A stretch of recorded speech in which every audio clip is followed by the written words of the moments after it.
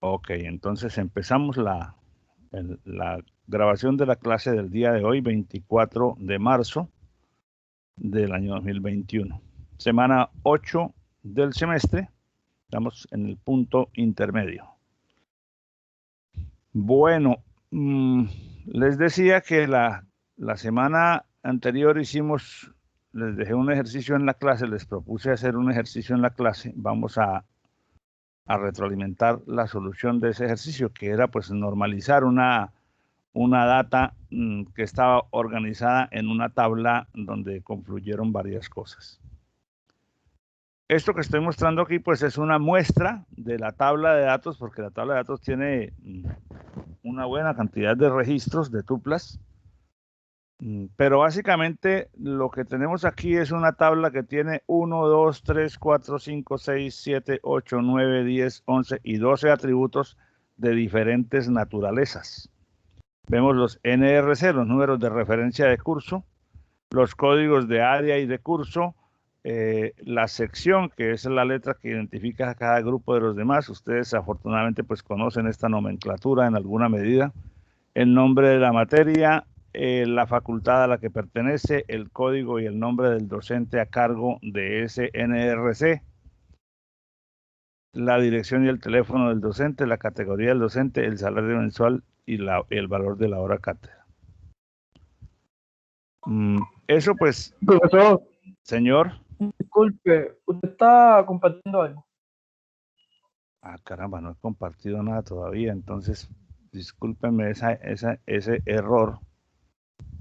Claro que estaba compartiendo la imagen de la data que les había puesto en el ejercicio de la clase anterior. Muchas gracias por advertírmelo, porque no me había percatado. Entonces, esa tabla de datos que les di, digamos, como en bruto, o en un Excel, incluye cosas de cursos, como lo estaba diciendo yo ahora, el número de referencia de curso, el código de la materia, del área, el código del curso, Entonces, aquí hay información de cursos, aquí hay información de profesores, hay varias cosas que se podrían usar. Pero esta data como tal representaría una entidad así. Si yo quisiera representar toda esta data en una descripción de una entidad, sería pues esto: NRC, área, curso, sección. Aquí está el nombre de los atributos, aquí está el tipo de cada uno de los atributos, y aquí está un campo que define la descripción. Evidentemente, si revisamos los datos, esta pues es como dije al principio, esta es una muestra de apenas unos 3, 6, 8 registros de la tabla de Excel, que tiene, no sé, como 1000 registros, no recuerdo cuántos son, pero basta darle un vistazo a la tabla de datos para darse cuenta que eso no está normalizado, que hay muchas cosas que podrían mejorarse. Entonces, esta entidad primaria inicial, digamos, este insumo de datos, pues no es una entidad normalizada, y es sobre ella sobre la que vamos a aplicar el proceso de normalización.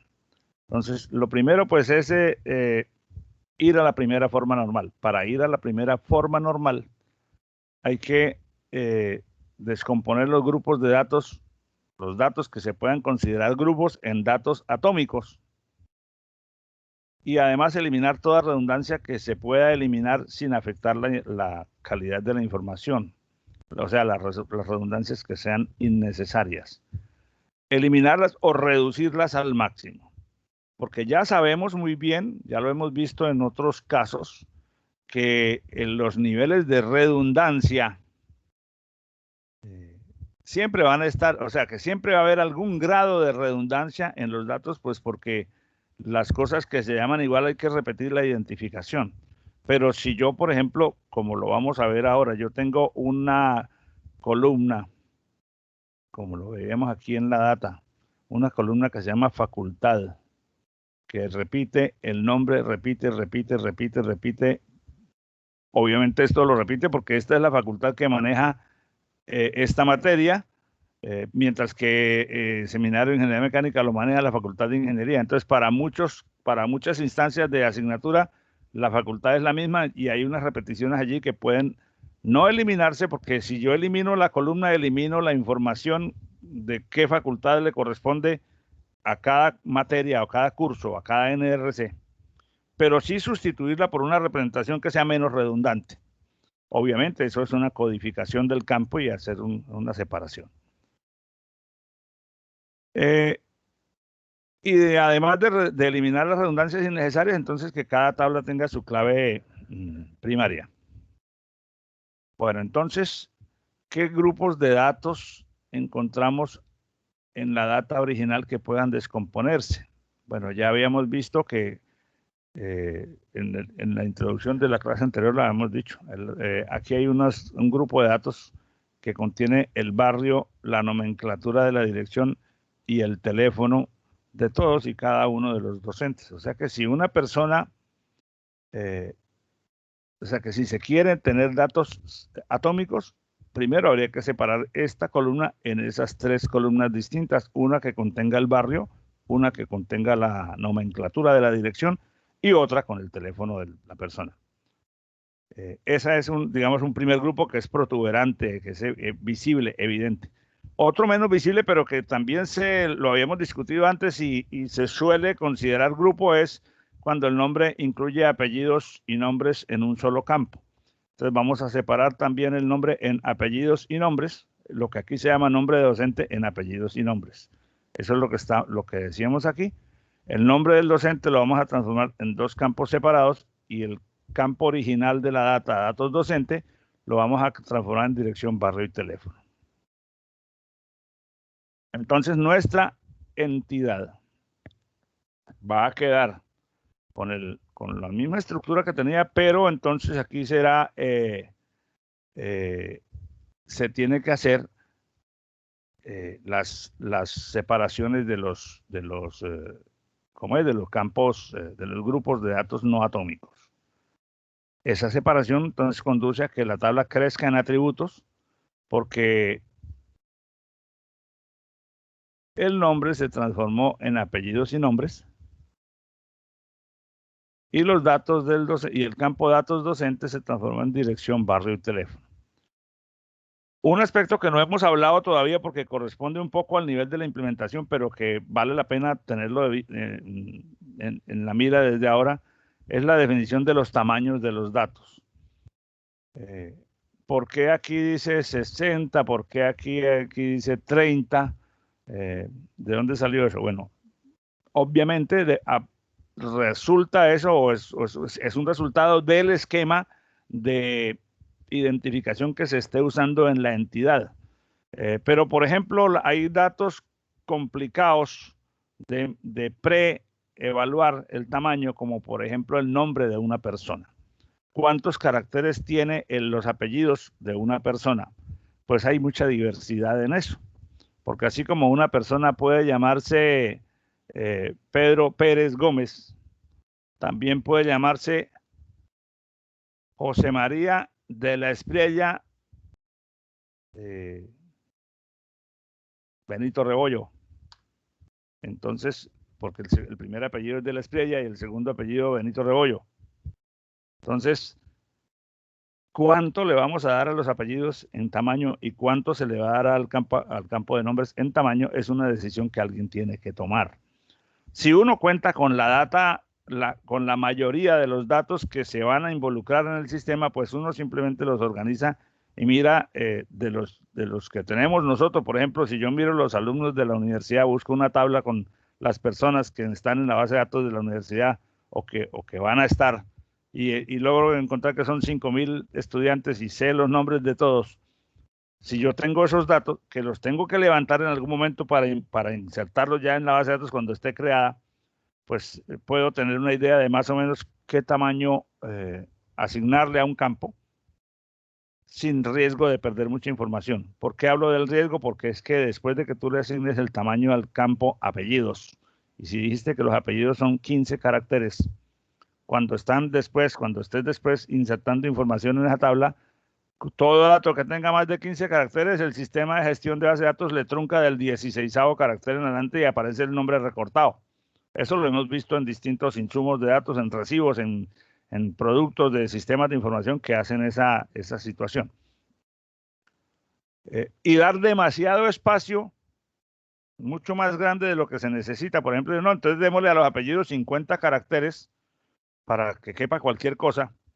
Va a resultar en que si tú tienes 20.000 registros y en cada uno estás desperdiciando de esos 50 caracteres 20 que te están quedando en blanco, entonces estás consumiendo espacio de almacenamiento que podrías utilizar para otros fines y le estás dando más peso a los archivos de datos, lo cual hace que el desempeño del gestor de bases de datos se vea impactado.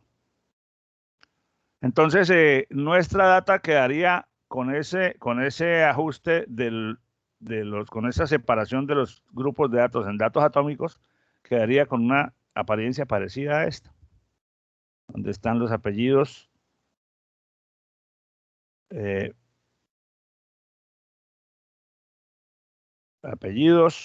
nombres, dirección, barrio y teléfono como atributos separados. Bien, ¿qué otra cosa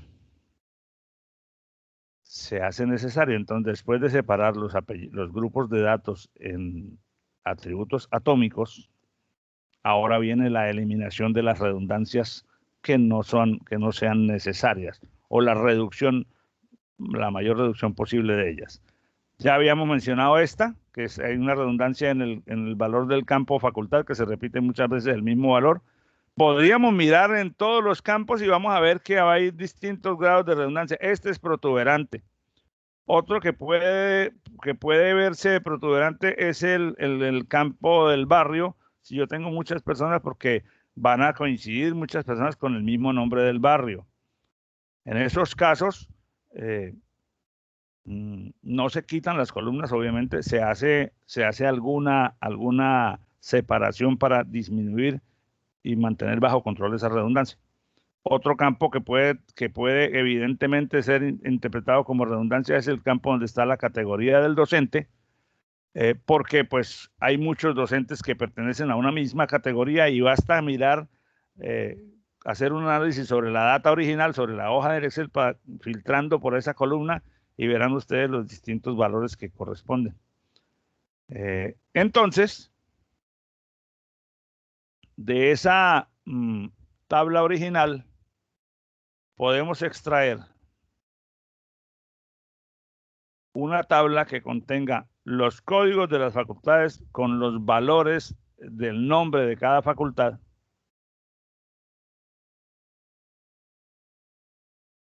los códigos de los barrios y el nombre de los barrios, o sea, una tabla por aparte donde sea código de barrio y nombre de barrio, y una tabla por aparte donde diga categoría del docente, el código de la categoría, el nombre de la categoría. Quiere decir que aquí donde antes estaba el nombre de la facultad, ahora estará el código, un campo de solo 2 caracteres, que sería este código. Entonces, cuando se requiera saber cuál es el nombre de la facultad de un determinado, que corresponde a un determinado NRC, pues como ha quedado relacionada esta entidad mediante el campo código de facultad con este campo de la nueva entidad donde están solo los nombres de las facultades, esa relación me permite encontrar rápidamente ese nombre de facultad que estoy buscando. Lo mismo pasa para el nombre del barrio. En lugar del nombre se pone el código del barrio y se tiene por aparte una tabla con todos los nombres de barrio posibles. Esto facilita mucho hacerle mantenimiento tanto a las tablas de facultades como a las tablas de barrios sin impactar para nada la tabla donde está toda la información. Y algo similar hicimos con el código de la categoría del docente, no poner aquí aquí hay un error porque este es varchar de 5, tiene que ser varchar de 5 porque el código de la categoría se decidió que era de 5 caracteres. Entonces, este es una ligereza, un error cometido por mí. Bueno, entonces, quiere decir que esas son las 3 relaciones que va a haber. Más adelante le vamos a dar a eso el nombre de clave foránea, es decir, porque este campo que aparece aquí, que no es la clave primaria de esta tabla, se considera clave foránea porque su valor es 1 cualquiera de los valores de la clave primaria de otra tabla. en este caso de la tabla de facultades. Entonces, esta tabla va teniendo 1, 2 y 3 atributos que son claves foráneas porque cada uno de ellos apunta a la clave primaria de otra tabla. Y después de saber, de tener esta separación, el tercer requisito para estar en la primera forma normal es que cada entidad tenga su clave primaria. Obviamente, en esta entidad la clave primaria es el número NRC que no se repite. En esta entidad es el código de la facultad, en esta entidad es el código de barrio y en esta entidad el código de categoría. Y ya tendríamos nuestro sistema, nuestra descripción de datos en la primera forma normal. Si en algún momento de la conversación alguno de ustedes le surge alguna duda o tiene alguna pregunta, pues hermanito, no lo piense dos veces. Llevar esto a la segunda forma normal implica que cada atributo que no sea clave sea total y funcionalmente dependiente de la clave primaria en cada tabla. Entonces, ¿qué quiere decir? Que todos los atributos que no sean claves dependen de la clave primaria. Entonces, vamos a retroceder un momentico. En este caso, tengo 4 entidades hasta ahora.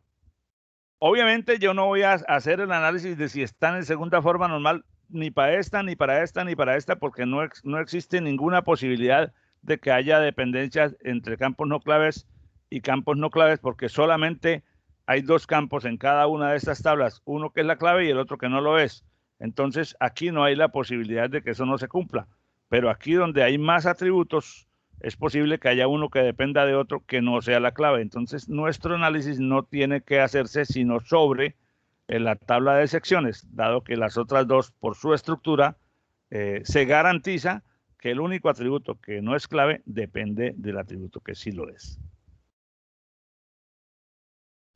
Viendo acá, vemos que está el NRC, el área, el curso, la sección, el nombre de la asignatura, el código de la facultad, el código del docente, los apellidos del docente, el nombre del docente, la dirección del docente, el barrio del docente, el teléfono del docente, la categoría del docente, todo. Entonces uno ve fácilmente, creo yo fácilmente, que todos estos atributos como código como apellidos, nombres, dirección, barrio, teléfono, código, categoría, salario, valor de hora, no dependen del NRC, sino de cuál es el docente que se le asignó al NRC. Es decir, si al cambiar el valor del campo código docente ya no es el código mío, sino el de Pedro Pérez, entonces ya, si es el código de Pedro Pérez, aquí ya no aparece Juan Mantilla Gómez, sino Pérez, y aquí en este campo tendrá que aparecer el apellido del código correspondiente, así sucesivamente. Entonces, todos los campos que tienen información inherente al docente asignado a este NRC, a cada uno de los NRC, dependen del código del docente y no del NRC como tal. O sea, se puede crear al NRC, se le puede cambiar el docente sin afectar ninguno de los datos inherentes del NRC, pero al cambiar el código del docente, los demás datos que estoy mencionando aquí variarán en función de cuál sea el valor del almacenado en el campo código del docente.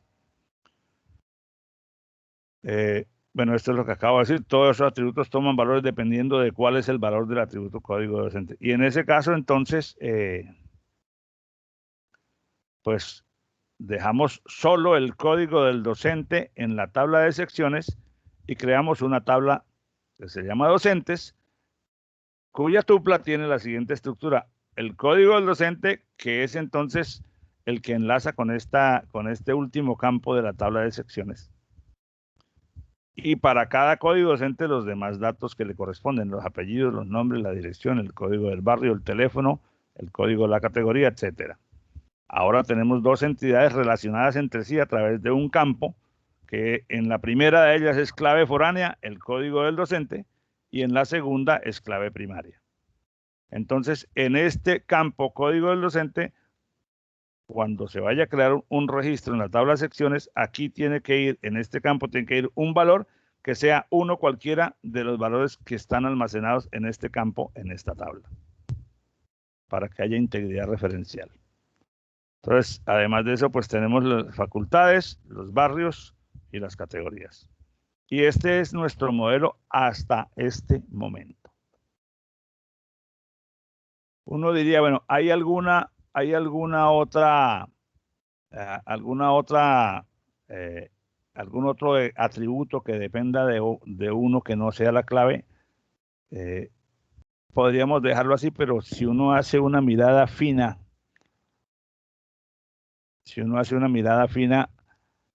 a la tabla de secciones, vamos a ver si podemos mirar eso en Excel.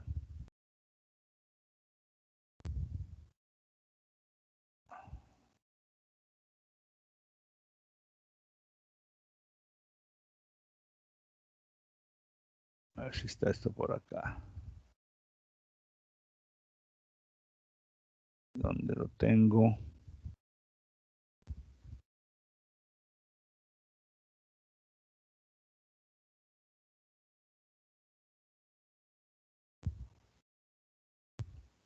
Si uno mira la tabla de secciones, donde están pues los NRCs, cada NRC tiene un código de área y un código de curso, código de área son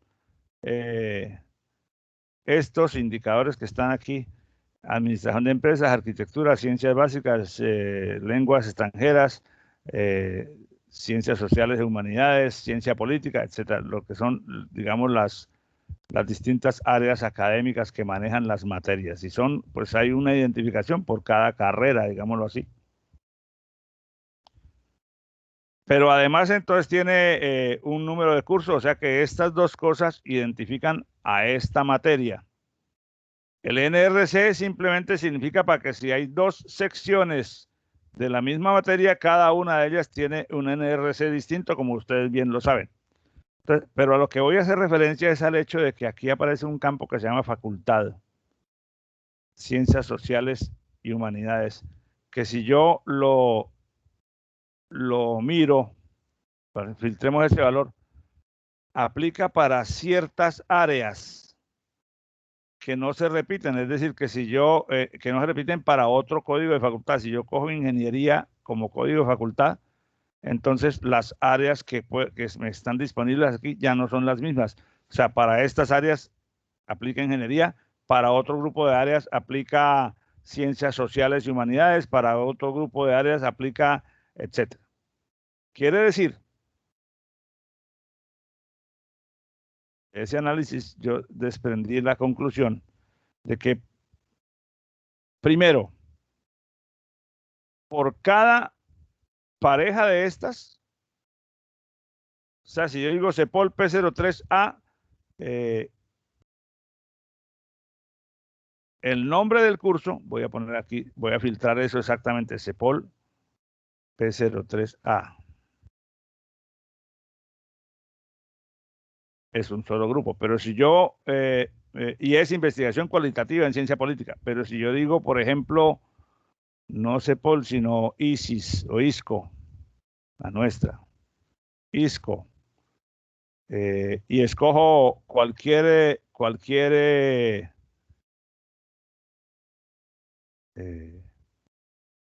código de curso como C03A, por decir algo, ese es programación, y veo que hay 1, 2, 3, 4, 5 y 6 NRCs diferentes, lo que quiere decir que hay 6 grupos de programación. Entonces quiere decir que por cada pareja de estas hay un solo nombre de asignatura que le corresponde, y además quiere decir que por cada código de área se le asigna, o cada código de área determina cuál es la facultad que lo maneja. Entonces, en palabras resumidas, para cada par de los atributos área-curso, hay un nombre de asignatura que le corresponde. O sea, el nombre depende de cuál sea el valor de área y de curso considerados como pareja. Y además, o sea que el nombre de asignatura es dependencia funcional de la pareja área-curso, depende funcionalmente de la pareja área-curso. Y además, por cada valor de área hay un valor de facultad, o sea que el nombre de la asignatura también es una dependencia funcional. Perdón, el nombre de la asignatura no, este es el código de la facultad aquí.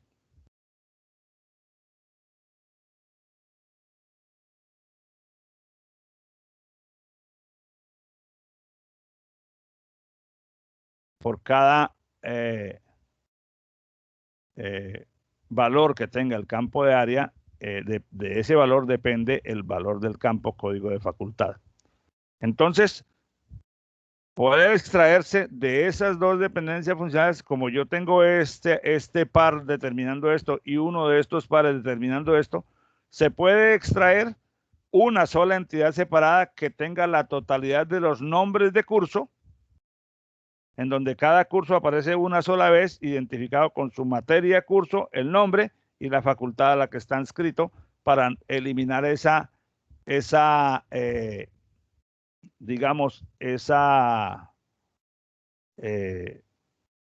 redundancia potencial de tener muchas veces aquí en la columna de facultad repetido la misma cadena de caracteres, cuando puede hacerse mediante una representación codificada.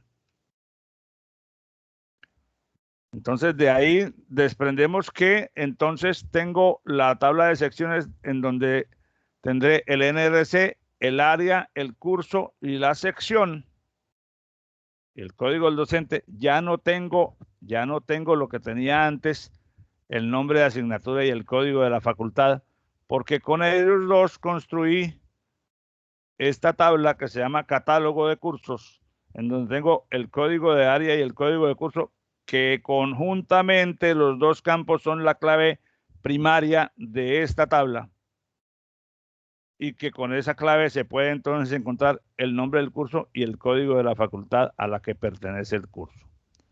Obviamente este código de la facultad en esta tabla de catálogo es clave foránea porque enlaza con el código de la facultad de la tabla facultades.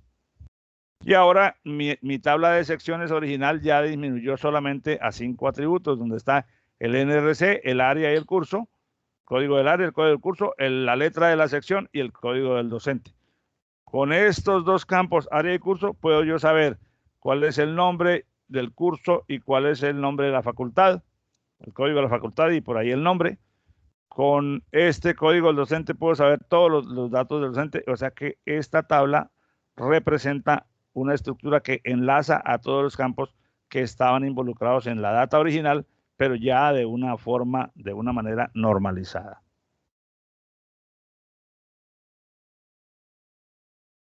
Pasar a tercera forma normal implica que no haya dependencias transitivas dentro de las tablas. Nuevamente, aquí no puede haber dependencias transitivas porque solamente hay dos campos, lo mismo acá y lo mismo acá. En este caso, en particular, acabamos de extraer esta tabla de la tabla anterior de secciones y los dos campos que nos quedan son exclusivamente dependientes o de la clave primaria o de uno de los atributos que la componen. O sea que aquí tampoco hay la posibilidad de que haya dependencias transitivas. Aquí sí podría haberlas, y algo que, aunque lo que voy a decir es algo que se hubiera podido, que alguien pudo haber extraído desde el principio y separado como una tabla aparte en el proceso de transportar a la segunda forma normal, como yo no lo he hecho aquí, sino que lo vi después de haber hecho esta distribución, entonces ahora pues igual está presente la dependencia, entonces la podemos mejorar. ¿Cuál es el caso? En esta tabla de docentes, recuerden, en la tabla de docentes, encontramos lo siguiente. A cada docente le corresponde una categoría, como ya la habíamos desprendido desde el principio.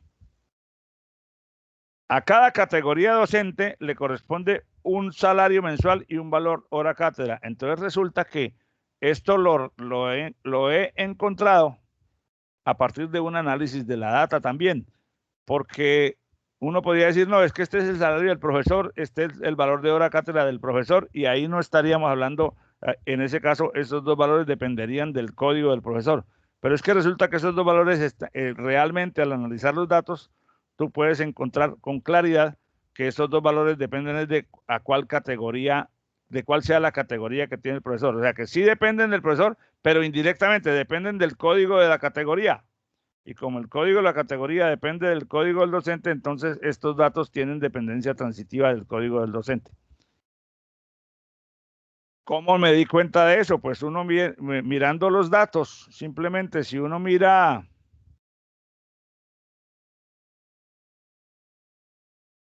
la categoría asistente graduado 1, todos tienen el mismo valor de hora cátedra. Si uno mira otra categoría como docente especial, todos tienen los mismos valores en los dos campos de salario y de valor hora. Si uno mira, por ejemplo, profesor asociados, estos tienen salario mensual, no tienen ningún valor en el campo de valor hora cátedra. Es decir, que en la práctica los dos campos, salario mensual y valor hora cátedra, están asociados al valor que tenga la categoría, que ya lo transformamos en un código, pero que es lo mismo. Entonces, al existir esas dependencias transitivas, es sencillo o es viable crear una tabla con las columnas y con la columna no clave de la cual son dependientes. Esa tabla ya teníamos una tabla con categorías. Entonces bastaría pasarle a la tabla de categorías los dos atributos que aquí están en dependencia transitiva para eliminar la dependencia transitiva de la tabla de docente. Entonces, en los campos salario mes y valor hora cátedra del docente van a quitarse de aquí y van a agregarse a los respectivos valores de las categorías docentes, con lo cual ganó dos cosas. Primero, elimino las dependencias transitivas de esta tabla y segundo, elimino la repetición de valores porque allá, por cada categoría, hay un solo registro al que tiene asociado un salario y una hora cátedra. Un solo registro por cada categoría. Entonces, ya no vamos a tener esta repetición de cosas aquí. Aquí van a estar los códigos de la categoría, ya no vamos a tener estas columnas aquí ocupando espacio, sino que vamos a tener una tabla de categorías que tendrá esta forma. El código de la categoría, el nombre de la categoría, los valores que apliquen para los dos campos de salario o valor hora cátedra, y básicamente con este código en la tabla de docentes, bueno, esta no es la tabla, en la tabla de docentes, con este código se resolvería la relación.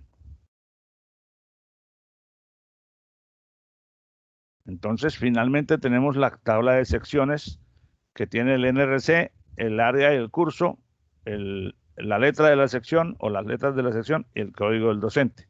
Tenemos la tabla de los docentes que tienen el código del profesor, los apellidos, los nombres, la dirección, el barrio, el teléfono y el código de la categoría.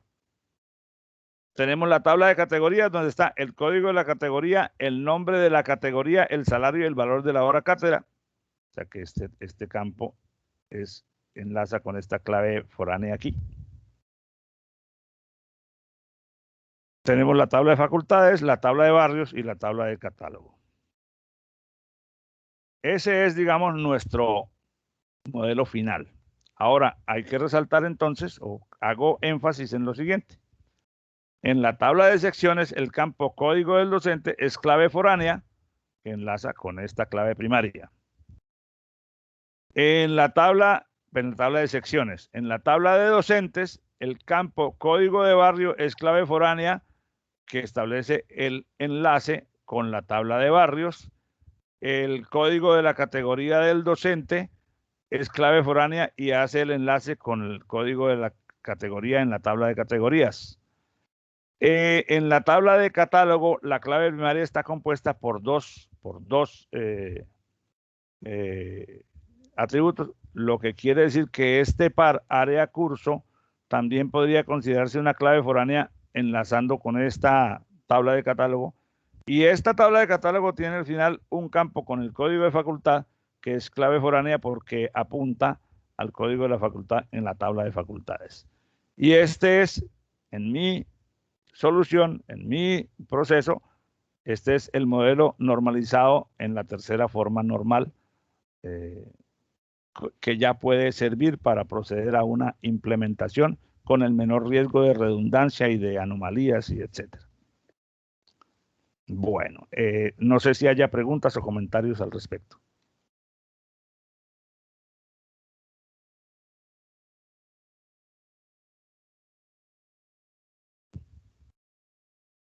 Este archivo ya está subido en Sabio, pero como le acabo de hacer un par de correcciones y creo que tengo que hacerle una por ahí en una imagen, al terminar la clase le hago las correcciones y lo vuelvo a actualizar en la plataforma.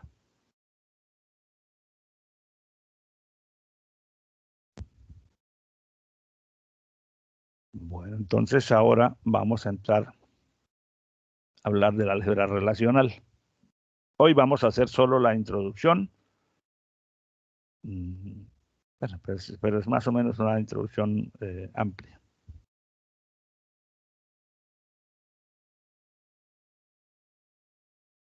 Cuando ya se tiene un modelo relacional conformado, definido, puede procederse a crearlo en una herramienta y puede procederse a alimentarlo con datos. Ese proceso de alimentación con datos es todo un rollo en algunos casos. ¿Por qué? Porque cuando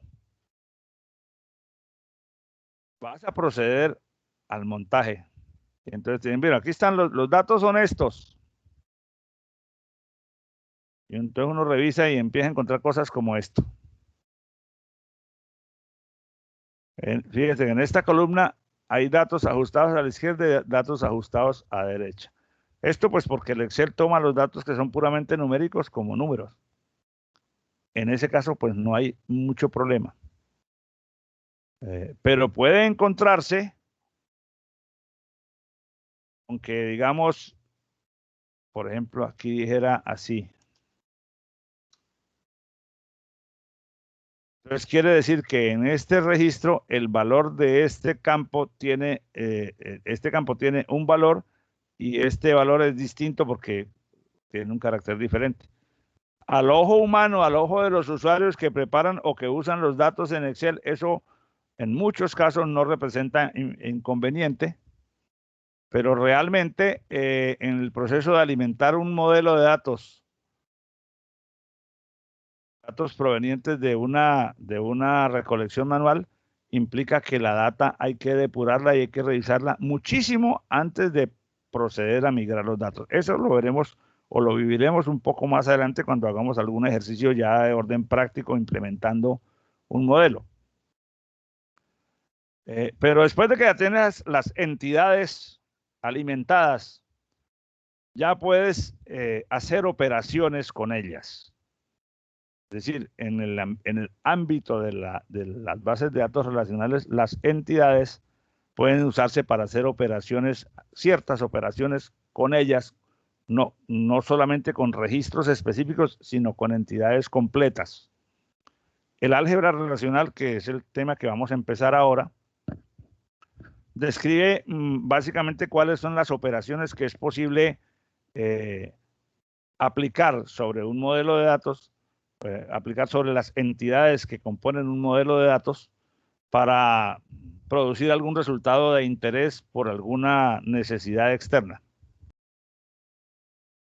Aquí vamos a hacer eso con un lenguaje simbólico, que es muy simple, realmente no tiene mucha complejidad, o sea, el grado de abstracción es bajo, pero usamos una notación puramente simbólica para definir las operaciones que sirven para manipular las entidades del modelo. Las operaciones definidas en el álgebra relacional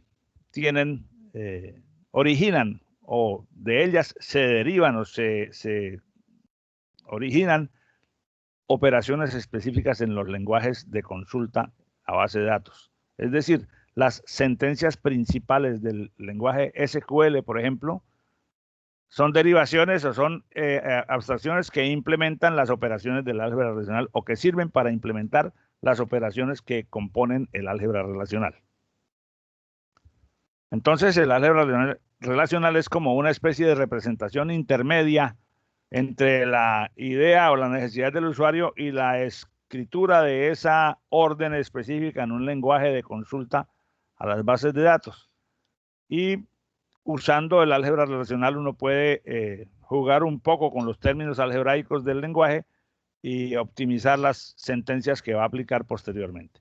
Es decir, es una forma como de entrenarse en el uso de las distintas posibilidades de operación que hay. Porque recuerden que una cosa es que yo diga sumar A y B, donde A y B son dos valores numéricos y esa operación está definida.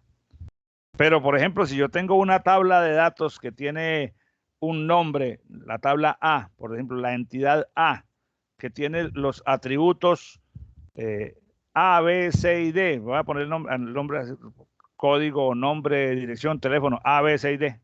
Y tengo otra tabla que se llama la tabla B o la tabla H y cuyos atributos son W, X, Y, Z. Si yo tengo la tabla A y la tabla H y si necesito hacer una operación, por ejemplo, que lo vamos a escribir ahora, producto cartesiano entre A y H, o sea, entre una tabla contra la otra, ¿cómo es esa operación? Entonces, el lenguaje, el álgebra relacional nos establece cuáles son las reglas que determinan qué resultado produce una operación como esa. Y hay operaciones de diversos índoles, de diversas naturalezas dentro del álgebra relacional y es las que pues vamos a describir el día de hoy. Entonces, ya de entrada de lo que acabo de decir, ustedes pueden deducir o habrán deducido que en las operaciones del álgebra relacional, los operandos, los datos que operan no son datos, sino son entidades completas. Y los operadores, pues son los que definen, son signos o símbolos que definen cuál es la operación que se va a aplicar sobre esas entidades. Son acciones que manipulan los datos, que extraen datos, que combinan datos, en fin, distintas posibilidades. Vamos a mirarlas una por una el día de hoy. Hay una característica de todas las operaciones del álgebra relacional que en cualquier operación del álgebra relacional se cumple el cierre relacional, que quiere decir que así como los operandos son entidades, el resultado de la operación es también una entidad. En este caso hablamos aquí, aquí se usa el término relación para referirse a la tabla, a lo que es una tabla de datos completa. Entonces, si los operandos son entidades, relaciones, tablas del modelo, el resultado de la operación también es una tabla, una relación, una entidad. Cualquiera de los tres términos es equivalente en el léxico de CODE, del modelo relacional de CODE. Nosotros usamos con más frecuencia el término tablas, que es menos técnico, pero es como más fácil de asimilar a la realidad. Y las operaciones existentes en el álgebra relacional se pueden usar individualmente o combinándolas entre sí para generar operaciones más complejas. Hay varias clases de operaciones.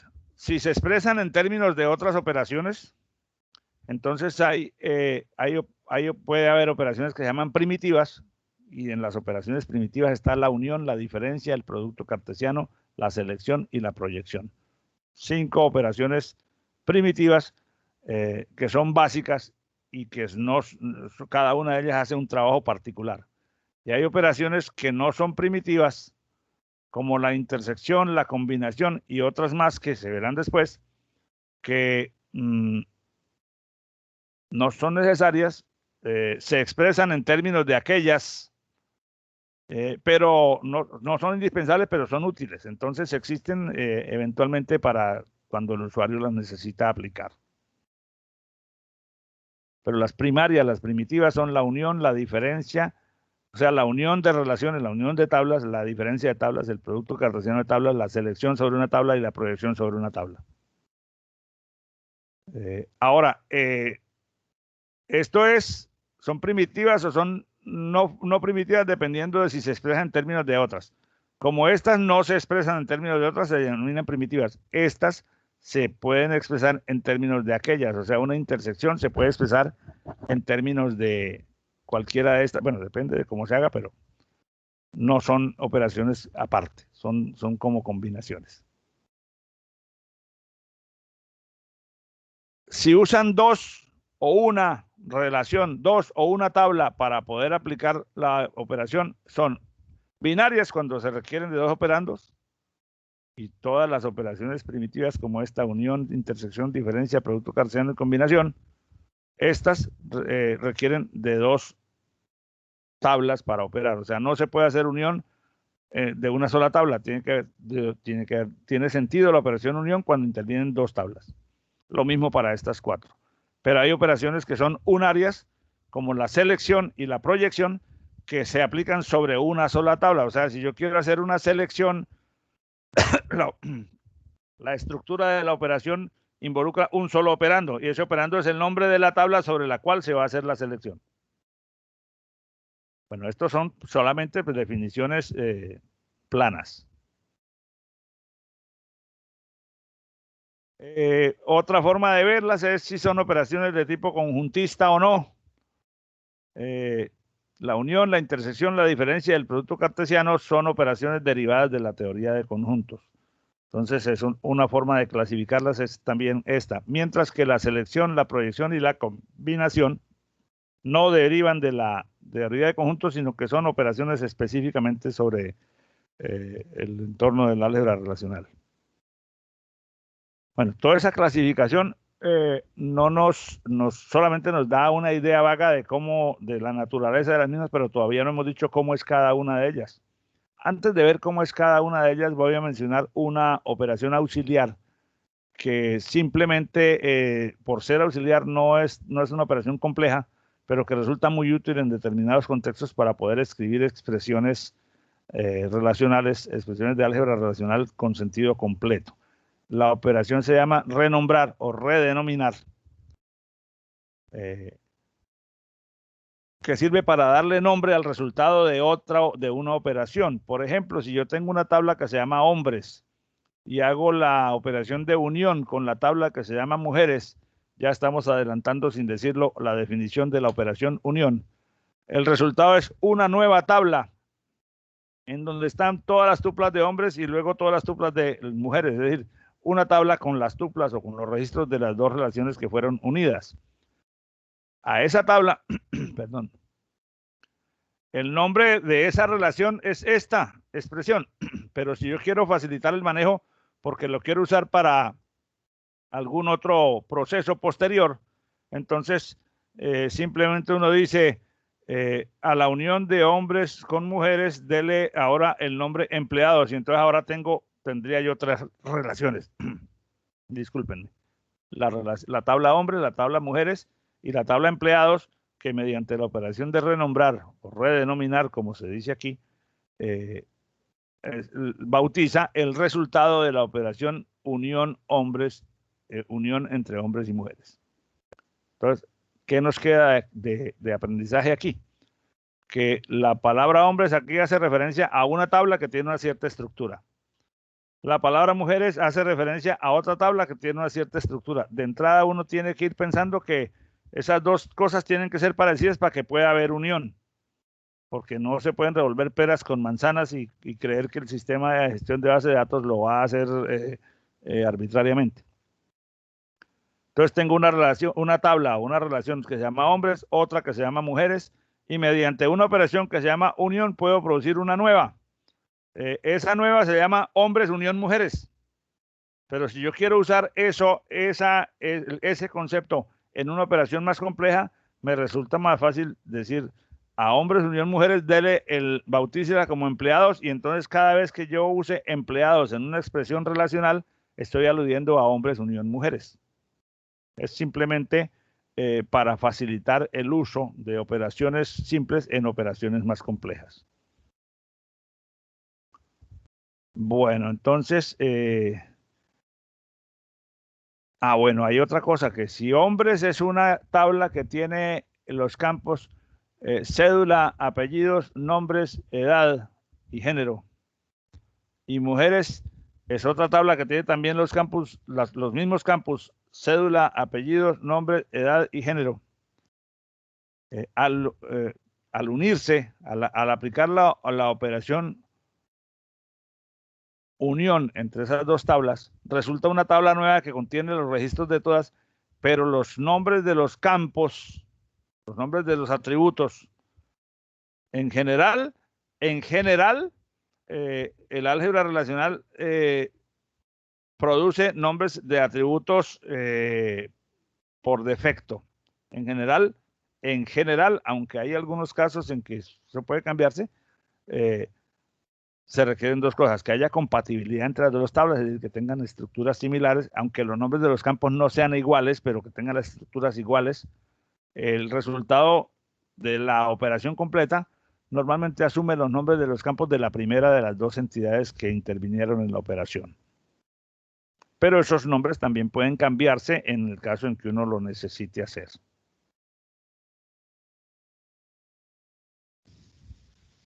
También, que es lo que estamos diciendo aquí, la operación redenominar o renombrar también se puede usar para cambiar el esquema de una relación. El esquema de una relación es decir, la estructura, los nombres de los campos de una tabla.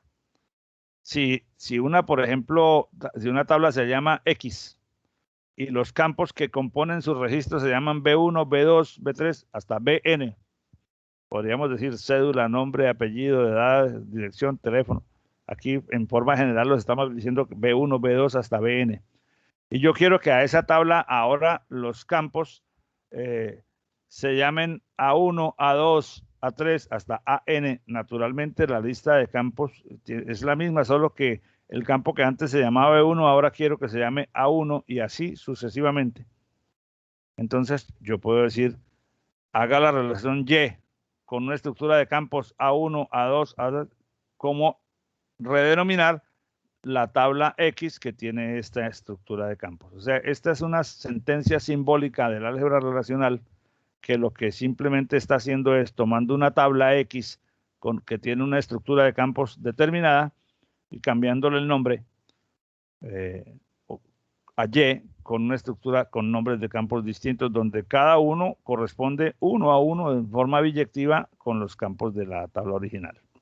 Bueno, estas son pues solamente definiciones teóricas. Pues pasemos a las operaciones.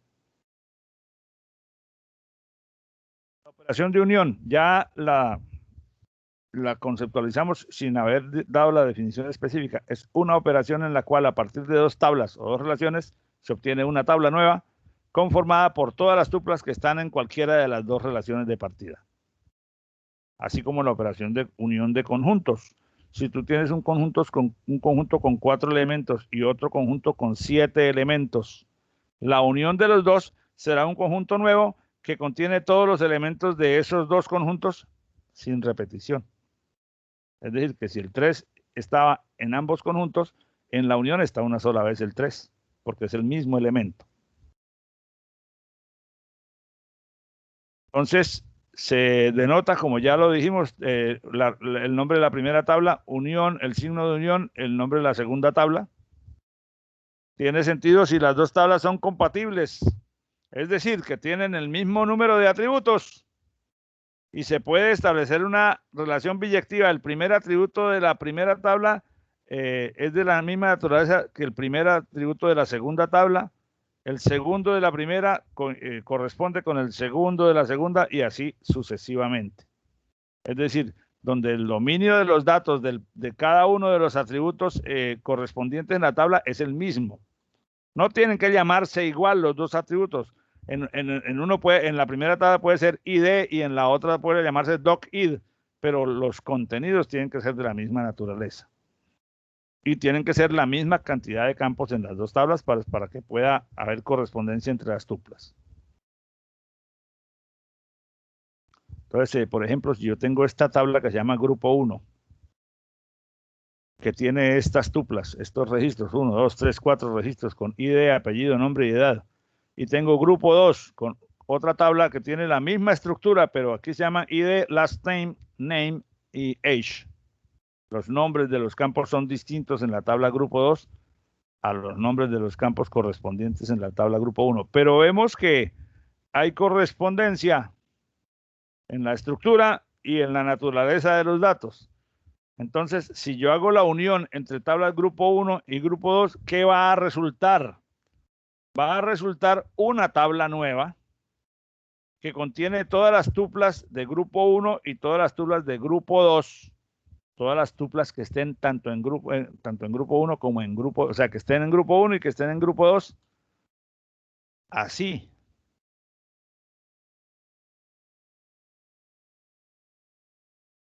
aquí tengo 100, 200, 300, 400. Estas 4 tuplas están aquí. Y luego vienen las de grupo 2. Grupo 2 tiene 500, 600, 200 y 700. Aquí están 500, 600 y 700. La de 200, Gómez Lucía 33, no aparece 2 veces porque solamente se incluyen en la unión las tuplas de las 2 entidades participantes, de los 2 operandos, sin repeticiones. ¿Por qué sin repeticiones? Porque si yo permitiera que en la unión hubiera relaciones, hubiera 2 o más tuplas totalmente idénticas, estoy violando el concepto del álgebra relacional, donde no puede haber 2 tuplas completamente idénticas en cada tabla, en una tabla. Entonces la unión se encarga de unir todas las tuplas de las 2 operandos sin hacer repeticiones. Ahora, esta tabla, ¿cómo se va a llamar aquí este campo? ¿Cómo se va a llamar este y este? O sea, los nombres de los atributos, ¿cuáles son? Básicamente, si yo hago T unión S, el resultado se bautiza con los nombres que tenga la relación T. Quiere decir que si yo hice grupo 1 unión grupo 2, el resultado es este, y este es el campo ID, apellido, nombre y edad, que son los de grupo 1, porque grupo 1 es el primero de los 2 operadores que aparece en la operación. La extensión, es decir, el conjunto completo de tuplas de la relación resultante al aplicar la unión, ya lo dijimos, es el conjunto de tuplas que pertenecen tanto a la extensión de la tabla T como a la extensión de la tabla S o a ambas, es decir, ahí es donde se eliminan las repeticiones. En el caso de que una misma tupla esté en las 2 relaciones que participan de la operación unión, el resultado no incluirá la tupla repetida y ya lo dijimos por qué. Que una relación no puede tener repeticiones de tuplas. Operación simple. A veces uno no se imagina bien los resultados, pero la operación es bien simple. Toma dos tablas de la misma naturaleza y genera una nueva con las tuplas de ambas, sin que haya repeticiones. La siguiente operación es la intersección. Ya ustedes deben haber deducido exactamente cuál es el sentido de la operación de intersección. Es una operación que produce una nueva tabla a partir de las 2 tablas en las que se está haciendo la intersección. Y en esa nueva tabla solamente están las tuplas que pertenecen simultáneamente a las 2 tablas de partida. Se denota con el signo de intersección. Fíjate que en el álgebra relacional usamos la misma simbología de la teoría de conjuntos. Y solamente tiene sentido una operación de intersección si las 2 tablas son compatibles. Eso pues es como de sentido común, pero es necesario dejar formalizada la definición. Entonces, si yo tengo el mismo caso y ahora hago la operación de intersección, el resultado pues es las tuplas que estén en común en ambas tablas, y ya sabemos que es la tupla que dice 200 Gómez Lucía 33. Es la única que está en común en ambas tablas. Los nombres de estos atributos, o sea, como en este resultado, ¿cómo se llama este campo? Se llama como se llaman los de grupo 1. Siempre en unión e intersección, la tabla de resultados, el resultado de la operación, tiene los nombres de atributos correspondientes al primero de los operandos, en este caso ID, apellido, nombre y edad.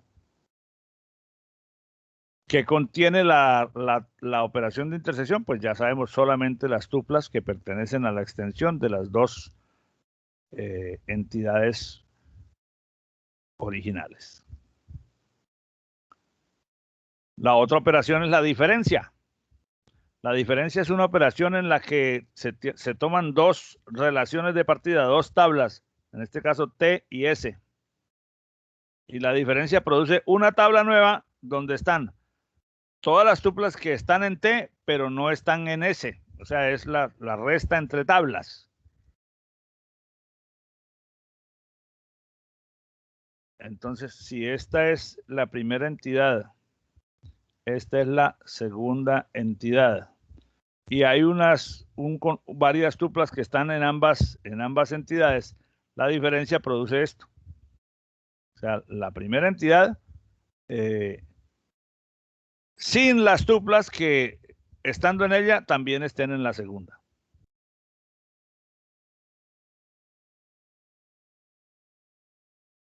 Aquí, por ejemplo, entonces, si yo dijera grupo 1 menos grupo 2, ¿qué me va a resultar? ¿Quién me contesta?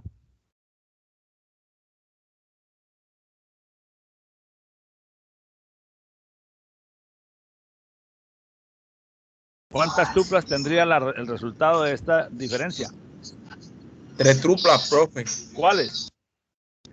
La 100, la 300 y la 400, ¿no? Sí, perfecto, claro. Sí, porque la 200 está aquí, pero también está acá, entonces esa no se tiene en cuenta para la diferencia. Perfecto. Y los atributos recibirán los nombres que tienen los atributos de la entidad del primero de los dos operandos. Bueno, entonces ya hemos visto la definición de unión, intersección y diferencia. Hasta ahora pues son operaciones que creo pues son de sentido común. Viene la operación producto cartesiano. Entre tablas, entre relaciones de un modelo de datos. Esta es una operación que también es binaria, porque también requiere de 2 tablas para operarla. Y produce una nueva relación que está formada por tuplas, donde cada tupla es la concatenación de tuplas de la primera con tuplas de la segunda. O sea, es concatenar 2 tablas en una sola, pero haciéndolo uno a uno. Entonces es una operación que tiene cierta complejidad, pero que resulta, después cuando estemos haciendo consultas sobre una base de datos, vamos a ver que estas operaciones son las que realmente le dan potencia al sistema de gestión de base de datos. Consumen bastantes recursos, pero producen resultados con una sola sentencia, que en otros ambientes o en otros, digamos, en otros modelos de trabajo, implican toda una lógica para encontrar ese mismo resultado. Entonces, una nueva relación formada por todas las tuplas que resultan de concatenar tuplas de la primera, concatenar tuplas de T con tuplas de S. Se simboliza como T cruz S. O sea, una X es el operador que representa el producto cartesiano aquí.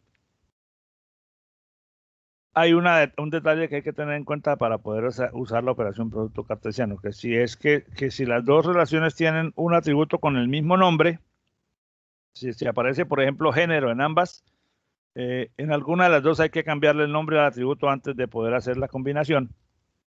¿Por qué? Porque al concatenar las tuplas no podemos aceptar que en la relación del resultado haya 2 columnas que tienen exactamente el mismo nombre, uno proveniente de una tabla y otro proveniente de la otra. Entonces, si hay algún nombre de atributo en común, es necesario redenominarlo.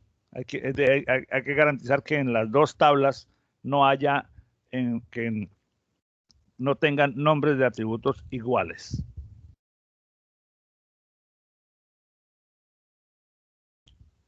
Los atributos del esquema, o sea, los atributos que componen la relación resultante, o sea, las columnas de la relación resultante, son todos los de T y todos los de S. O sea, la tabla, si T tiene 10 columnas y S tiene 5 columnas, el T cruz S va a tener 15 columnas. Y en cada una habrá datos de tuplas de una tupla de T y de una tupla de S. Y así hasta que se combinen todas contra todas. Es lo que dice aquí. El resultado de la operación producto cartesiano entre T y S tiene una cantidad de tuplas que tienen atributos B1, B2 hasta Bn y luego W1, W2 hasta Wm, donde los primeros B1 hasta Bn son los atributos de la tupla de T y el segundo W hasta W1 hasta Wm son todos los atributos de la estructura de S. O sea que la tabla nueva, la tabla que resulta de una operación producto cartesiano, tiene en total tantas columnas como la suma de las columnas de T y de S, de las dos relaciones originales en su orden. Recuerden, eso, o sea, hay que dejar muy en claro que ninguno de los atributos de la tabla T, que aquí lo llamamos B1 hasta Bn, puede tener un nombre igual a ninguno de los atributos de la tabla S, que aquí lo llamamos W1 hasta Wm. Entonces, cuando se hace una operación producto cartesiano, lo que se hace es concatenar cada tupla de la primera relación con todas y cada una de las tuplas de la segunda relación. Y así, por eso, entonces, al hacer la concatenación, cojo la primera tupla de E1 o de T, la pego con la de S, con la primera de S, y así con todas las de S, y luego paso a la segunda tupla de T y la concateno con todas las de S. Entonces queda una relación donde hay muchas cosas que pueden ser de mucha utilidad dependiendo de cuál sea el propósito por el cual yo hice el producto cartesiano.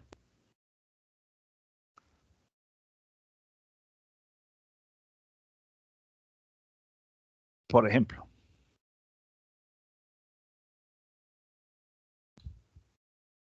si yo tengo la entidad R, la tabla R, que tiene dos campos o dos atributos, uno que se llama A y el atributo B, cada uno con valores. Y tengo otra tabla que se llama S, cuyos atributos son B, C y D.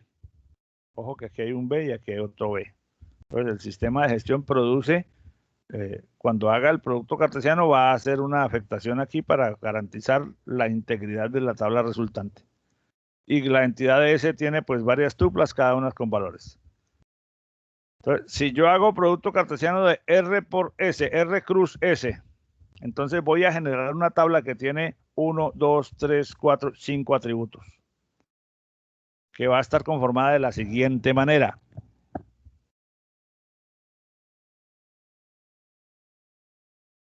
La primera tupla de la entidad R se combina con la primera tupla de la entidad S. También la primera tupla de la entidad R se combina con la segunda tupla de S, se concatena pues con la segunda tupla de S y se concatena con la tercera tupla de S. Fíjense que en todos los casos estos dos atributos tienen los valores de la primera tupla de R. Cuando la primera tupla de R se haya concatenado con todas las tuplas de la entidad S, entonces ahora la segunda tupla de R se concatena con la primera, con la segunda, con la tercera tupla de la segunda entidad. Entonces, si esta tupla tiene, por ejemplo, 100 entidades y si esta entidad tiene, por ejemplo, 100 registros, 100 tuplas, y esta entidad tiene 50 tuplas, ¿cuántas tuplas tendrá la entidad de producto cartesiano?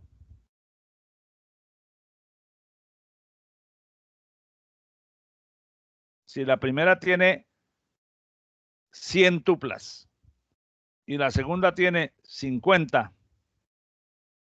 ¿el resultado de cuántas tuplas será? 150. Fíjate lo siguiente, veo. Como la primera se tiene que combinar con todas y cada una de las segundas. Entonces, si aquí hay 100 y aquí hay 50, aparecerá la primera con las 50 tuplas de la segunda y tendrán los valores de la primera de R en estos campos. O sea que por cada una de ellas, aquí aparecerán 50 veces. Y como estas son 100, cada una de ellas se combina cada una con las 50 de la segunda tabla, entonces aparecerá 100 veces y cada una de ellas por 50. Entonces, ¿cuánto da 100 por 50? Da 5.000. Entonces, aquí habrá 5.000 tuplas, donde los dos primeros atributos corresponden a una de las tuplas de R y los tres segundos atributos corresponden con una de las tuplas de S. Fíjense que aquí aparecen redenominados automáticamente los dos atributos que tienen el mismo nombre. Es decir, Este es el B procedente de la entidad R y este es el B procedente de la entidad S. Esta notación se usa frecuentemente y es una notación que también se usa en algunos contextos en el paradigma orientado a objetos, para decir B pertenece a R, B pertenece a S. Entonces, ese es el producto cartesiano. Se toma una tupla de la primera y se combina con todas y cada una de las tuplas de la segunda. Entonces ya tengo ahí un conjunto. Luego cojo la siguiente tupla de la primera y la concateno con todas las tuplas de la segunda entidad. Uno puede decir, ¿eso para qué sirve? O sea, eso ahí genera una cantidad de información redundante. Sí, pero tiene un propósito que veremos después. O sea, realmente es una información redundante sobre la cual después se pueden aplicar otras operaciones para extraer solo las tuplas que correspondan a ciertas características y tener los resultados que a mí me interesan para un fin específico. Es posible que en este momento eso no sea suficientemente claro, pero se trata de producir un gran volumen de datos sobre el que se pueden hacer consultas, un volumen de datos que mezcla información de varias tablas para extraer de allí solo aquellas columnas o aquellas filas que me interesen para cierto fin.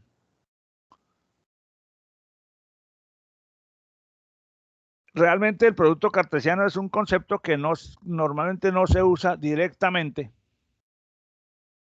pero es una operación, por ser una operación primitiva, es la base de otra operación que se llama combinación, que es la forma como realmente se ejecuta eso en los lenguajes del álgebra relacional. Y por esa razón la definimos como una operación primitiva. No porque haya una sentencia en el lenguaje SQL que se llame producto cartesiano, pero sí haya una sentencia que alude a la operación de combinación de tablas, y la combinación de tablas tiene por debajo, como vamos a ver después, tiene por debajo el concepto del producto cartesiano. Bueno, esta, digamos, es entonces la descripción conceptual, primaria, elemental, de unión, intersección, diferencia y producto cartesiano. Hay otras, o sea, vamos a mirar un poquito más de eso. Voy a cambiar de presentación porque las tengo en otras láminas, que son las siguientes. Bueno, esto es el resumen de lo que ya hemos visto hasta ahorita. Ahora continuemos aquí. Es operaciones que son específicamente relacionales. Y son tres que quiero que consideremos el día de hoy: la selección, la proyección y la combinación. Pero fíjense que ahora vamos a entrar en el ámbito de estas tres operaciones, que es posible que en estas operaciones, en alguna forma, dependiendo de cuál sea la pregunta que se quiera resolver, sea necesario primero hacer una unión o una diferencia de tablas o cualquiera de las cosas anteriores. Pero como estamos solo definiendo los conceptos de cada operación, después pasamos a una etapa de ejercitación digamos, de práctica de esto.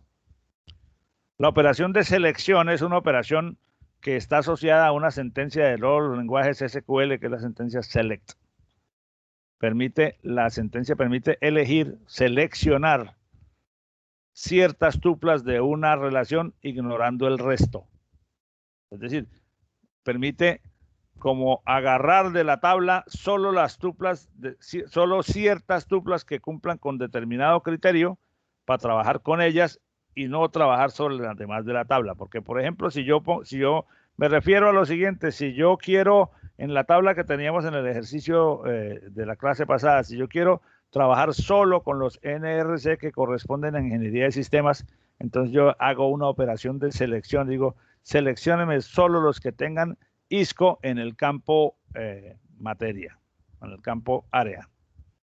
Entonces, ¿qué ocurre? Que la tabla sigue siendo completa, pero lo siguiente que voy a hacer solo va a actuar con el subconjunto que yo he atrapado mediante una operación de selección. Esta operación de selección genera un resultado que es una relación que está compuesta solamente con las tuplas que cumplan con la condición determinada. No quiere decir en la práctica, en el sentido estricto del término, no quiere decir que inmediatamente se crea en el disco una tabla nueva con un nombre nuevo y con esas tuplas aparte, pero quiere decir que sobre una tabla grande yo hago una selección y en alguna memoria intermedia está esa selección conformada solamente con las tuplas que cumplen con la condición dada y se afectan ellas y después de que se afectaron, pues la tabla completa refleja las afectaciones que solo se aplicaron sobre las tuplas que fueron seleccionadas. Entonces, conceptualmente la operación de selección genera una relación nueva porque estamos trabajando solamente con cierto conjunto de tuplas, pero físicamente es simplemente actuar sobre, o el efecto físico es el que se actualizan o se modifican en la tabla real, solo los registros, solo las tuplas que corresponden a la condición de selección. Esta operación es unaria porque no requiere de dos tablas, sino se actúa sobre una tabla siempre y solo sobre una tabla. Entonces, ¿cómo es la simbología que se usa para representar o para simbolizar una operación de selección? Si le decimos que C es la condición que voy a aplicar y T es la tabla sobre la que se va a aplicar la operación de selección aplicando la condición C. En los distintos libros van a encontrar ustedes que eso lo representan de la siguiente forma. Aplique sobre T una selección de tuplas que cumplan la condición C. Esto simboliza extraiga de la tabla T o seleccione de la tabla T solo las tuplas que cumplan con la condición C. Esta es una manera simbólica de representar la operación que algunos autores usan. Otros autores, que me parece que es un poco más difundido, usan la letra griega sigma. Dice, sigma significa seleccione de la tabla T las tuplas que cumplan con la condición C. Ahora, estas dos muestras que tengo en esta lámina no nos dicen mucho si no construimos una expresión un poco más elaborada, pero me dan la forma de la expresión. La letra sigma significa seleccionar, C representa la condición que se va a aplicar para seleccionar tuplas ¿de cuál tabla? De la tabla que está aquí entre paréntesis. El resultado de una selección pues tiene todo el esquema de nombres de campo y de tipos de datos iguales a los de la tabla original porque es un subconjunto de ella lo que se está seleccionando. Entonces, el esquema de los resultados de una selección es exactamente el mismo esquema de la tabla original. Me refiero a los nombres de los campos de las tuplas seleccionadas. ¿Qué contiene el resultado de la selección? Solo las tuplas que cumplan con la condición que se haya especificado. Y esa condición es una expresión lógica que puede estar construida con distintos términos en los que aparecen los nombres de atributos y operadores de relación, igual, diferente, mayor, menor, menor igual, mayor, mayor igual. Entonces uno puede decir, es algo así como cuando uno en lenguaje natural le dice a la persona que está a cargo de un archivo físico, digo, búsqueme todas las carpetas que sean de empleados que tengan la profesión de ingeniero mecánico. Entonces, ¿qué pasa? Que la persona va al archivo físico y empieza a buscar carpeta por carpeta, si no las tiene organizadas de acuerdo a la profesión. Entonces tiene que mirar quiénes son mecánicos, quiénes cumplen con la condición que yo le pedí para extraer ese conjunto de carpetas. Sobre una tabla de la base de datos es igual, seleccióneme todos los registros donde se cumpla tal condición. Por ejemplo, que la edad sea mayor que 20 y el salario menor que 5 millones. Entonces, el sistema de base de datos, cuando recibe esa consulta, recorre la tabla y extrae para hacer, o selecciona, las deja listas para ser afectadas, todas las tuplas que cumplan con la condición que se haya dado. Y la condición pues puede ser compuesta o puede ser simple dependiendo de la complejidad que se le quiera dar a la operación. Entonces, por ejemplo, si yo tengo esta tabla de departamentos, la tabla de departamentos que tiene el código del departamento, el nombre del departamento y el número de municipios que componen el departamento. Tiene 3 campos, tiene, no sé, 20, 30 y pico de tuplas, no sé ya no recuerdo cuántos departamentos hay en Colombia, pero pues hay uno por cada unidad territorial. Entonces, si digo, seleccióneme de la tabla de departamentos las tuplas que cumplan con que código de departamento igual a 1001, pues obviamente el resultado va a ser una sola tupla, porque solamente hay una que tiene el valor 1001 en el campo código de departamento, dado que ese campo es la clave primaria de esa tabla.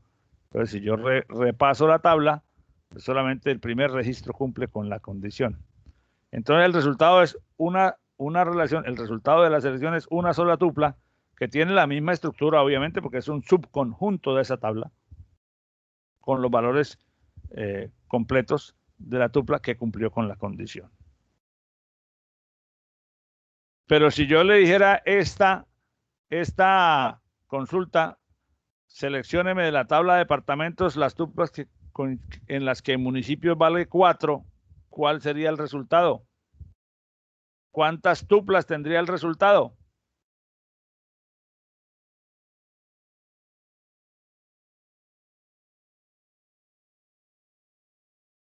Entonces, simplemente si la condición es que el campo municipios valga 4, entonces el sistema de gestión de bases de datos va a recorrer la tabla de principio a fin buscando los registros que cumplan con esa condición. Aquí hay uno que se llama 1017 Guaviare. Y más adelante por aquí hay otro que se llama 1033 Bichada. Entonces quiere decir que el resultado va a ser solo las tuplas que coinciden con la condición. Quisiera saber si está entendido el concepto de selección o si alguien tiene alguna pregunta.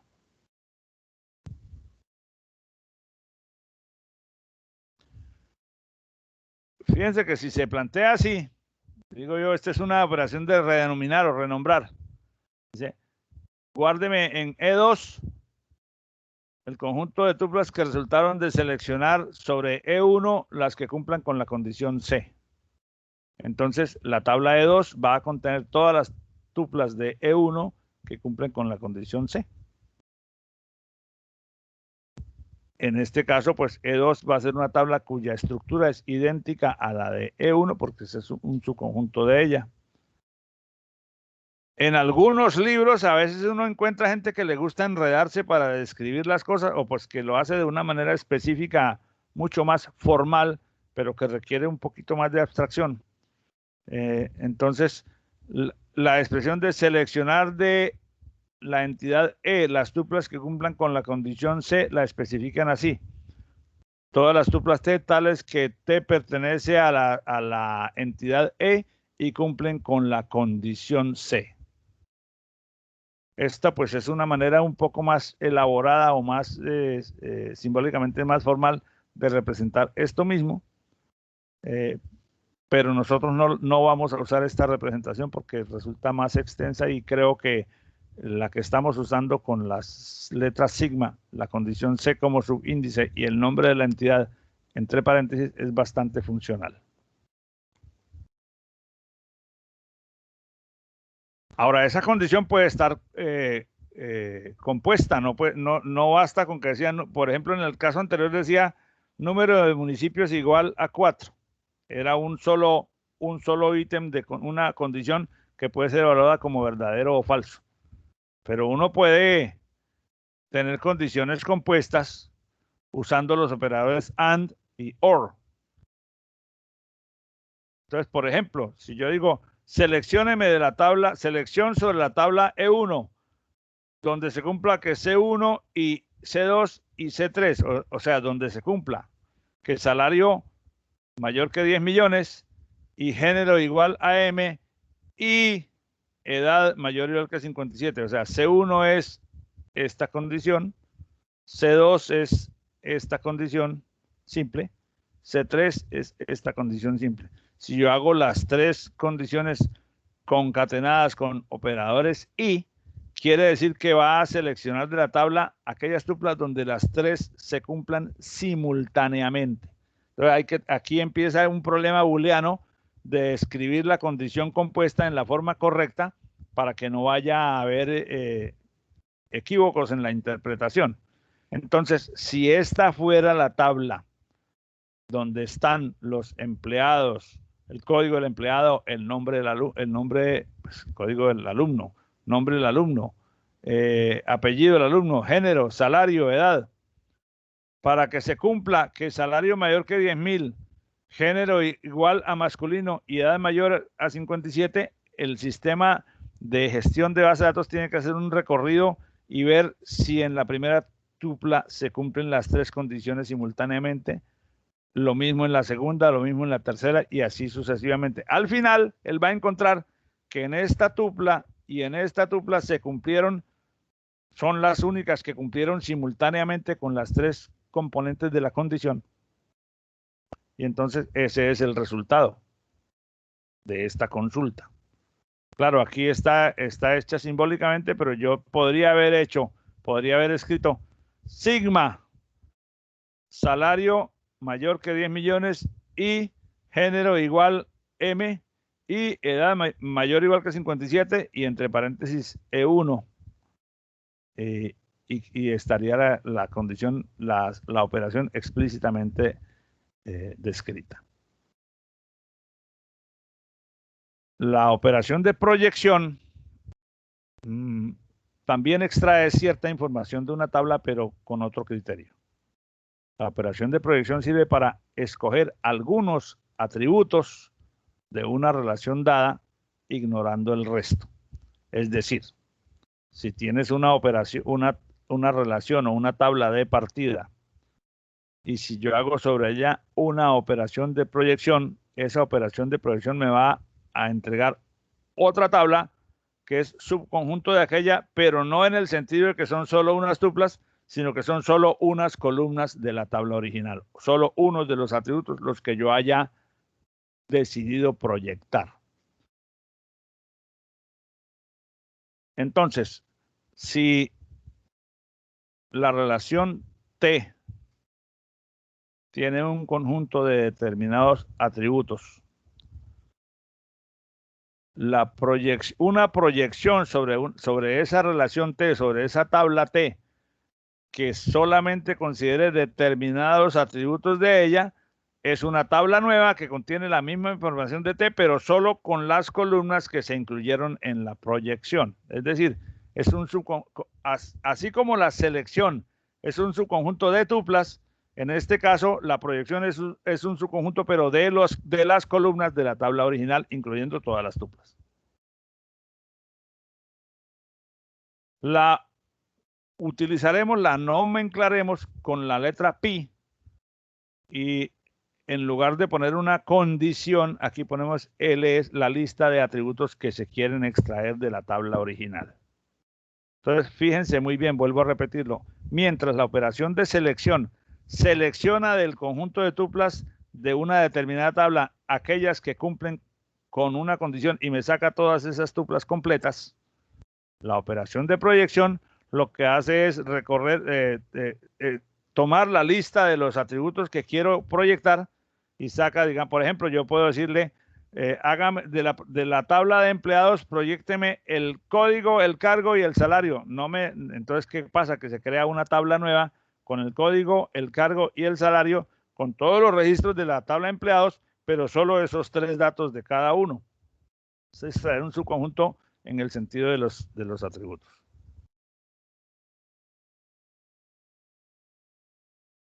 Obviamente los atributos que resultan en la nueva relación tiene tantas columnas como atributos haya yo puesto en la lista a extraer. Eso pues es de sentido común. ¿Y cuántas tuplas tiene la nueva relación? El resultado de una proyección pues tiene todas las tantas tuplas como tenía la relación original, solo que en esta solo están las columnas que fueron extraídas. Esta es una forma simbólica de decir lo mismo. Entonces, lo que pasa es que entonces sí hay una cuestión que puede producirse naturalmente en el momento de hacer una proyección, que cuando tú extraes, por ejemplo, si extraje código del empleado, cargo y salario, pues entonces seguramente que el resultado de la proyección va a tener, si en empleados había 200 empleados, pues aquí va a haber 200 registros porque hay uno por cada código de empleado. Pero si de la tabla de 200 empleados yo no extraigo la clave primaria, sino que digo, extráigame el cargo y el salario, entonces me van a salir dos campos. Y si en la columna cargo hay valores repetidos, porque por ejemplo haya varias personas en el mismo cargo, o como sería en el caso de los profesores, la categoría docente y el valor del salario. Entonces, como hay muchos con la misma categoría docente, las tuplas que resultan repetidas en el resultado de la proyección se eliminan y solamente me quedan, es como decir, filtrar la tabla. Entonces, por ejemplo, si yo tengo esta tabla, que se llama la tabla de directivos, que contiene la estructura orgánica de una empresa, donde está el código del área, el código del departamento, el nombre de la sección, el número o el código del jefe del área y el código del jefe de departamento. Vamos a ver aquí, haciendo un pequeño análisis, que hay área 01, área 02, área 03. Y en cada área hay departamento, digamos en el área 01 hay departamento 0, 1, 2, 3, 4. En el área 2 hay departamento 0, 1, 2, 3, 4. En el área 3 hay departamento 0, 1, 2, 3. Cada una de esas combinaciones tiene un nombre aquí. Cada una tiene un jefe de área y un jefe de departamento. ¿En dónde no hay jefe de departamento? Digamos, en el departamento 00 del área 1, en el departamento 00 del área 2 y en el departamento 00 del área 3. Quiere decir que el departamento 00 es el nombre del área y que las demás que están dentro de la misma área son departamentos reales que pertenecen, por ejemplo, en el área 01 a la gerencia de ventas, en el área 02 son departamentos de la gerencia de servicios y en el área 03 son departamentos de la gerencia de producción de una empresa. Por esa razón aquí no hay jefe de departamento porque aquí lo que está es el jefe del área y los demás pues tienen el mismo jefe de área. Estos señores de aquí tienen el mismo jefe de área y así sucesivamente. Entonces, esa es la estructura de la tabla de directivos. ¿Qué pasa si hacemos sobre ella, por ejemplo, bueno, aquí señalé con colores lo que acabo de decir. Si se hace, por ejemplo, extráigame el campo área, o sea, proyecte, haga una proyección sobre esta tabla considerando en la proyección solo el campo área y el campo jefe de área. Entonces vamos a extraer solo el campo área y el campo jefe de área. Entonces, imagínense lo que resultaría de esta tabla quitando las columnas que no están en amarillo. Me quedaría un campo área con un código 01, 01, 01, 01, 01, 02, 02, 02, 02 y 03, 03 y con los valores correspondientes aquí. Perdón. Del análisis que habíamos hecho antes ya nos dimos cuenta que todos los que tienen 01 tienen el mismo jefe de área, que todos los que tienen 02 tienen el mismo jefe de área y así sucesivamente. Entonces, lo que resulta lo que resulta produciendo esta proyección son estos dos campos en una tabla aparte, pero sin valores repetidos. Entonces me queda 01, 02, 03, solo las áreas que hay y solo el jefe, el documento del jefe, el campo jefe de área. Aquí debería decir jefe de área realmente. Entonces, esto hace que la operación de proyección me permite establecer con una operación simple, filtrar valores únicos de un conjunto de columnas, lo cual puede resultar de mucha utilidad en el proceso de búsqueda de información.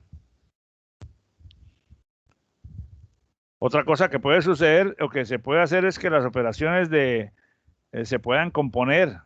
Por ejemplo, si yo tengo esa misma tabla y le digo, vea, una operación como esta. Seleccióneme de la tabla áreas los que tengan área igual a 03. Y de esa selección, proyécteme el nombre del departamento y el jefe del departamento. Entonces, ¿qué quiere decir? Cuando yo hago una selección, el resultado de la selección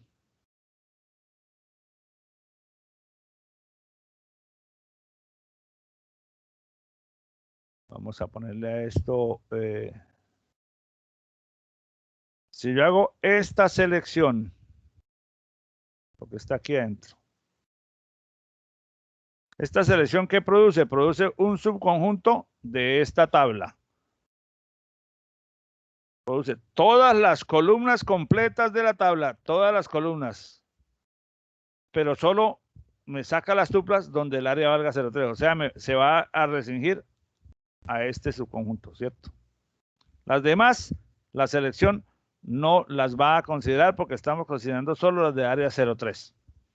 Entonces, quiere decir que al haber aplicado esta selección, que es la primera que se hace porque es la que está más dentro del paréntesis, quiere decir que para esa selección, esta parte de la tabla no va a ser considerada.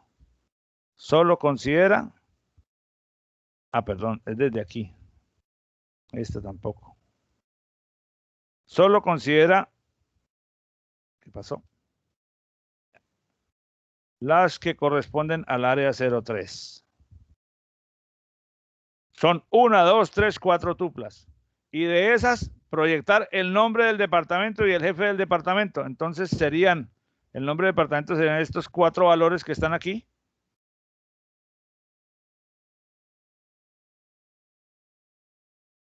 Estos 4 valores que están aquí: gerencia de producción, proceso de manufactura, organización y métodos. Y el jefe del departamento, que serían en blanco 60, 54, 76, 94, 72, lo que sea ahí.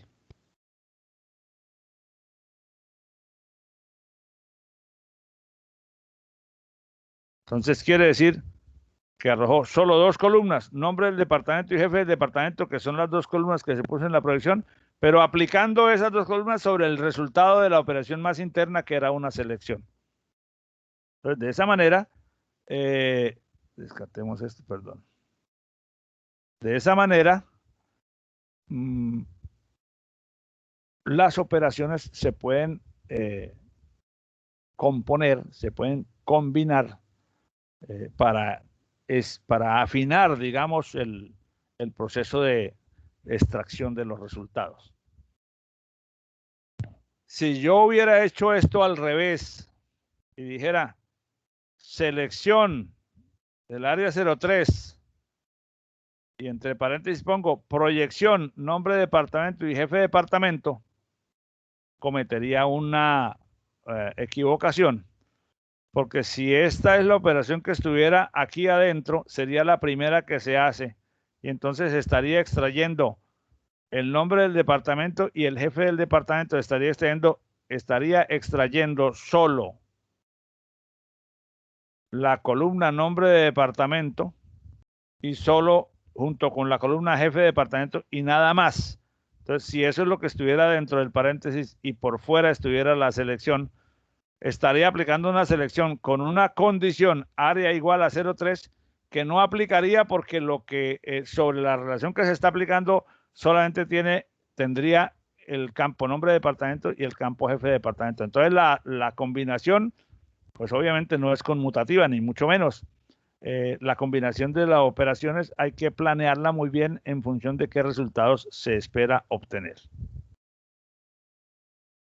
Bueno, entonces, en Savio, vamos a hacer un ejercicio práctico. En Savio aquí hay una tabla de datos que tiene datos de empleados.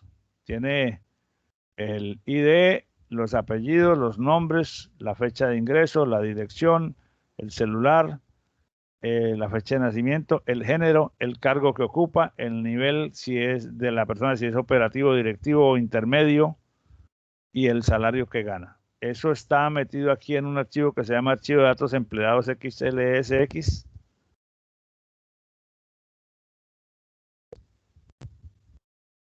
¿Qué es este? Bueno, este es básicamente es el mismo que les estoy mostrando en la lámina.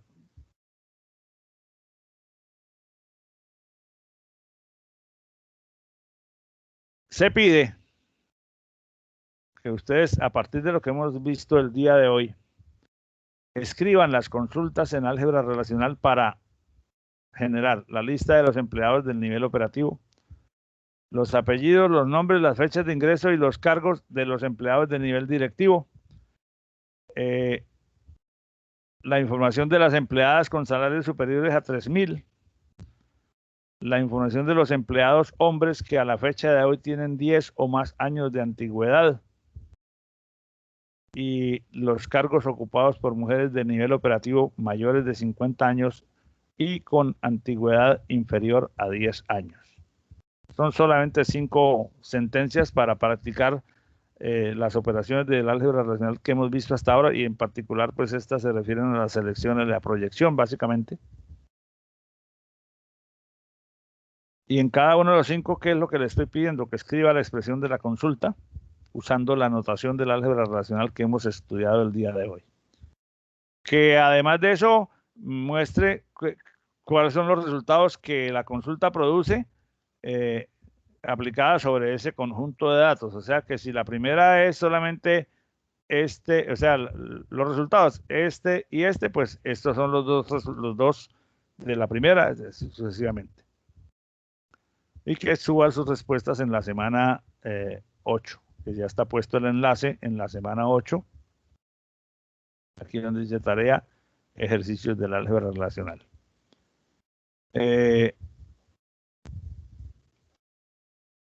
Eso, la fecha límite es el domingo a la medianoche.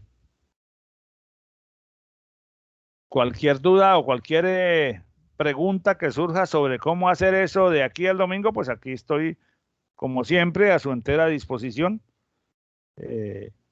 No duden un solo segundo en escribirme.